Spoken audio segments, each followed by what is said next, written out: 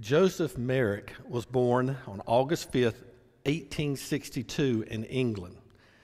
During this time, it was way before very sophisticated medical diagnostic tools were available.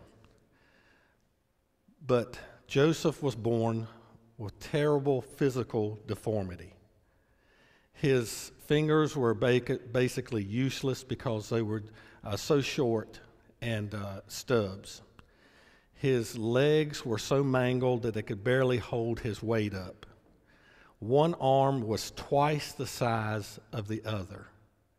His mouth was so deformed that it was very, very difficult to understand the words that he would speak. And on top of that, his head was the size of a man's waist. Back in that time period in England, one of the forms of entertainment was what I would say human circus. You might have heard people say freak shows before, but people that were like Joseph, or people who had some type of unique physical deformity or whatever, they would work in these shows and people would pay money and just come by and look at them. And Joseph found himself that was the only way to survive, and he was in one of those shows. It was there that a doctor by the name of Frederick Treves stopped by there, and he saw Joseph, and his thought of him was the same as everyone else. He had never seen a more pitiful, deformed human being in his life. But he had tremendous compassion for him, and he wanted to find a way to help him, and he tried to communicate with him there on that day, but it was just too difficult, so he left him his business card. It was that business card that was found on Joseph in the cold, dark corner of a London train station by a policeman. And they contacted the good doctor and told him they'd found Joseph with this business card on him. And Dr. Treves came, took Joseph back with him, and he spent the rest of his life in the London hospital. The first reactions at the hospital were just what you would expect. The first woman orderly that carried food, a tray of food into Joseph, when she saw him and she had no idea what she was going to see, she dropped the food, screamed, and ran from the room. But with time, everybody became acquainted and accustomed to his appearance, and things improved. But Dr. Treves one day wanted to perform a slight experiment, and so he had the woman orderly that was carrying his tray of food in, that when she went in, he instructed her to do two things. When she set the food down, she smiled at Joseph. And then she shook his hand. Dr. Treves said it was not the reaction that he was expecting, but said Joseph just bowed his head down and wept for hours. And in talking to him and communicating, he said that was the first time in his entire life that a woman had smiled at him. And definitely the first time a woman had touched him. But it was a turning point in his life. He began to blossom after that. They come to find out that he was extremely intelligent. He loved to read. He loved to read the Bible. He was very knowledgeable of the Bible.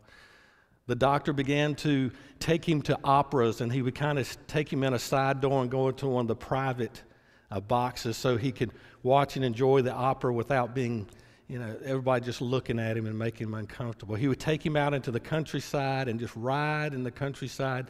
They'd spend time out there, and Joseph loved nature. He loved the birds singing, and he had been heard to say many times, "I'm happy every hour of the day." Joseph died at the age of 27. Dr. Treves, at his funeral, delivered a eulogy. And a couple of lines of what he said is this: although his trouble had engulfed him, yet he showed himself to be a gentle, affectionate, and lovable person without a grievance or unkind word for anyone. I never heard him complain. How is that possible? How is that possible for somebody's life to be like Joseph's and you were happy every hour of the day, had nothing against anyone, never complained? Now, if you're like me, you're wishing that's how you were. I wish I had that attitude of Christ. I wish that I could face every day and say I'm happy every day, and that these troubles, and I don't hold any ill will against them. I wish that could be me. And I've kind of got a feeling that you feel the same way, that you wish you could be more like that. But how? How do you get to a place like that? We're in our second week of our series that we're calling Win the Day. Yesterday is history. Tomorrow is mystery. Our job is to win the day. And we're looking at 7 different habits that can help us to develop a way that we deal with today. We win the day. And we close out all those things that we do not have control over. The name of the sermon today, the title today, is Kiss the Wave. Now, I know that is a strange title, Kiss the Wave. But if you'll stick with me, I'll tell you why it's called that here a little bit later. In the Old Testament, in the book of Exodus, we find ourselves, or the people of Israel, the people of God, had followed Moses out of Egypt. And they find themselves on the banks of the Red Sea. They had been slaves for 400 years, and Pharaoh had let them go because God had shown his power through the plagues, and he said, you're free to go. But now Pharaoh is having remorse. He's having regrets that he let them go, and so he wants to go get them and bring the slaves back. And that's where we pick up in Exodus chapter 14, starting with verse 10. It says this. As Pharaoh approached, the Israelites looked up, and there were the Egyptians marching after them. They were terrified and cried out to the Lord. They said to Moses, was it because there were no graves in Egypt that you brought us to the desert to die? What have you done to us, bringing us out of Egypt? Didn't we say to you in Egypt, leave us alone, let us serve the Egyptians? It would have been better for us to serve the Egyptians than to die in the desert. Moses answered the people, do not be afraid, stand firm, and you will see the deliverance the Lord will bring you today. The Egyptians you see today, you will never see again. And this is the proverbial rock caught between a rock and a hard place, between the devil and the deep blue sea. The Egyptian army behind them, the sea in front of them. There's no place to go. The people are beginning to panic. But you see what Moses says to them. And I want to quickly look at what he has said to them and just pick out a couple of principles, habits that help us win the day. And the first one is this: own your past. Own your past. Deal with your past, or it will deal with you. Come to grips with your past, or it will keep a grip on you. Control it, or it will control you. Own it, or your past will own you. You notice what they did standing on the sea, on the shores of that sea, in the army? What did they do? They wanted to go back. Their past was calling them back. They wanted to go back to Egypt, and they were saying, we want to go back. Who wants to go back to being a slave? But that's what they said they wanted to do. They weren't, call it anything you weren't, they were slaves. Our memories are a blessing from God. Would you agree? Memories are so much a part of our life, and I love my memories, and they've been created in my lifetime. But our memory needs to have a warning label like a pillow or a mattress has. Warning. Because our memories are not always accurate. Sometimes our memories of the past can actually turn out to be misinformation because we don't remember correctly. It can cause us to live a lie because of the way we have remembered. You see, memory can be selective. In other words, we remember what we want to remember. Know anybody like that? You ever been there? Remember what you want. Selective, but it also can be subjective. You remember how you want.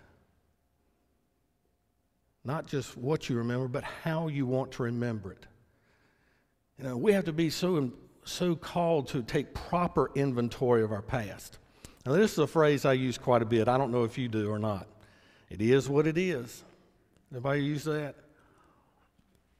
It is what it is. And I don't know what that means to you when you say it, but I can tell you what it means to me. When I say it is what it is, I'm just saying, well, this may not be the way I wanted it, may not be the way I planned it, not the way I saw it, but it is. It's reality. It's just where you find yourself at that place in time in history. It is what it is. And many of you are familiar with the Serenity Prayer that was really made famous by Alcoholics Anonymous when they adapted that as part of their recovery program. Do you remember it? God grant me the serenity to accept the things I cannot change, courage to change the things I can, and wisdom to know the difference. This is very important. You may not be responsible for some of the things that happened in your past. Now, there's a lot of stuff that we're dealing with now that we brought on ourselves. You know, we've got some things that was because of what we did in our past we're dealing with now. But there are many things, and probably true of some of you in here today, if not all of us, there are some things that happened in your past was not your fault. And you had to deal with them, and you had to live with them, and you had to put up with those things. You are not responsible for those things. But we are response-able. We're response-able. We are able to determine how we respond to the things that are in our past. See what I'm saying? May not be responsible, but we are response-able, how we respond to it. Jesus spent a great deal of his time teaching us how to respond. Have you ever thought about it that way? Teaching us to respond. You see, it's easy to act like a Christian. It's harder to react like a Christian. Because everybody can act like a Christian when everything's going great until you get into rush hour. Then you find out how really much of control you have. Jesus spent time teaching us to our response, our reaction. That's why he said, pray for those who persecute you. Love, not hate your enemies. Turn the other cheek. And it was a common practice that day. A Roman soldier could force you to carry a load or carry something down the road, just make you go to work. And he said, hey, if they do that, and tell you to carry it a mile, carry it 2 miles. How you respond, how you react. Own your past so it does not own you. The second thing is this: stand your ground.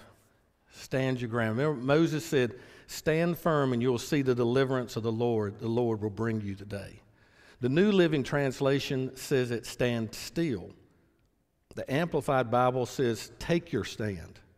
Another version says, stand your ground. But you get the picture, doesn't it? Don't waver. Don't compromise in times like that. Don't give up. Don't go back. And in the case of the Israelites, it says, don't scatter. Don't scatter. Stand your ground. You know, and fear is what causes us to scatter or go back or to compromise and to do the things that we do. Psychologists, and I'll just have to trust them, say we are born with 2 fears. Only 2 fears. The fear of falling and the fear of loud noises. And everything else we've learned, every other fear we've learned in life. 1 John 4:18 says this: there is no fear in love, but perfect love drives out fear, because fear has to do with punishment. And if you go back and read the chapter, John is talking, and the context here is talking about the power of love. And, you know, what would be the greatest thing that we would fear? The greatest thing we could ever fear? And that's our eternity, whether we would spend it with God or we would spend it in a time of punishment. If anything's going to scare you, it's that thought. And John goes on, he says, fear is driven out by the love of God, even in talking about salvation. That's the power of love here, and that's how fear is defeated. So I just ask you today, what are your worst fears? What are your worst fears? How are they affecting you today? How have they affected you in your life your marriage, your family, your career. The answer to conquering fear is not being away or being absent of the things that cause you fear. That's just avoiding life. That's living in fear. And what Moses is asking them to do is trust God. He says, just stand still and watch what God is going to do. What he's going to do here. I've read it, I'm sure, many times, but showing the power of the Bible is you can read something many times and it never jumps off the page at you, but this week it did. One verse of Scripture, Old Testament, Deuteronomy 29:29. He's talking to the people and he says this, "The secret things belong to the Lord our God, but the things revealed belong to us and to our children forever, that we may follow all the words of this law." And he's talking about, he says, you've got the word. That's yours forever and for your children and your grandchildren. But just think about that for a minute. There are going to be things we never know, never understand. And we can spend our lives questioning those things and being angry about those things and saying, I'll follow God if he can explain this, and we can do all those things. But we're never going to get them because he says they're God's. They're not ours. But he has left us the Word. He has given us the Holy Spirit. He's given us all these things that are for each generation. You know, I said I would explain Kiss the Wave, where that comes from. Charles Spurgeon, many of you probably heard of him, was a very successful, very popular, powerful preacher in the middle 1850s and forward. But at the time, he was the preacher of the largest church in the world in London. He had written 150 books in his lifetime, was overseeing 66 charities, and I think I said that he wrote 150 books. But he struggled with depression his entire adult life. Does all of this and battled depression. But he never quit. He never gave up. He always would fight and turn to God through those times. He just, and when he was asked how he could be able to do that his entire life, that's where this came from. He says, I have learned to kiss the wave that throws me against the rock of ages. You get what he's saying? Those waves that come crashing down on us in life, when they just come crashing against us, he said, I've learned that those things are just going to push me to God. And I come crashing against the rock of ages.